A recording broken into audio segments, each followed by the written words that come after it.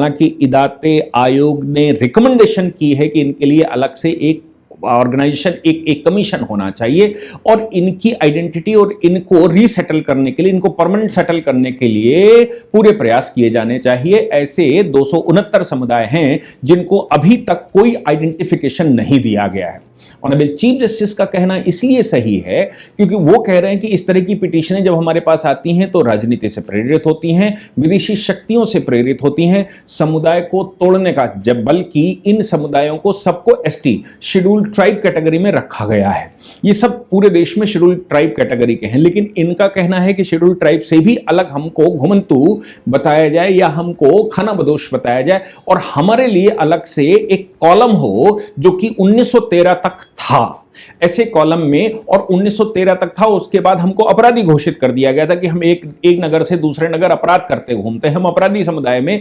Presumptive अपराधी बना दिया गया था। इसलिए आज की तारीख में हमको रीसेटल करने की आवश्यकता है, या उन्होंने जो भी अपना तर्क दिया। लेकिन चीफ जस्टिस तो मुझे लगता है कि उन्होंने अपनी दृष्टि उनकी है। ऐसी परिस्थिति में जब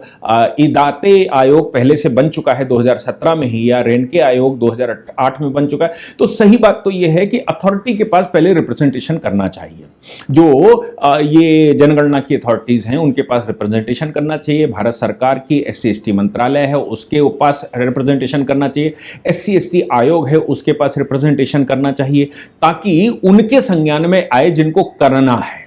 हालांकि इस पिटीशन में कुछ नहीं हो सकता था, तो एक नोटिस इशू किया जा सकता था और सरकार से मांगा जा सकता था कि भाई इनका इशू क्या है, ये पिटीशन मेरे पास आई है। सरकार का व्यू सुनने के बाद ही इसको डिसमिस किया जाना चाहिए था, ऐसा मेरा मानना है। लेकिन चीफ जस्टिस बहुत गहराई से, वो कह रहे थे इनकी गहराइयां बहुत गहरी हैं, ये जो साजिशें हैं ये बहुत गहरी हैं, इन पर अगर इन्वेस्टिगेशन किया जाएगा तो साफ तौर पर सामने निकल कर आएगा। इसलिए मैं यहां पर कोई डिसीजन नहीं दे रहा हूं, इसको डिसमिस भी नहीं कर रहा हूं। मैं इस आधार पर डिसमिस कर रहा हूं कि आप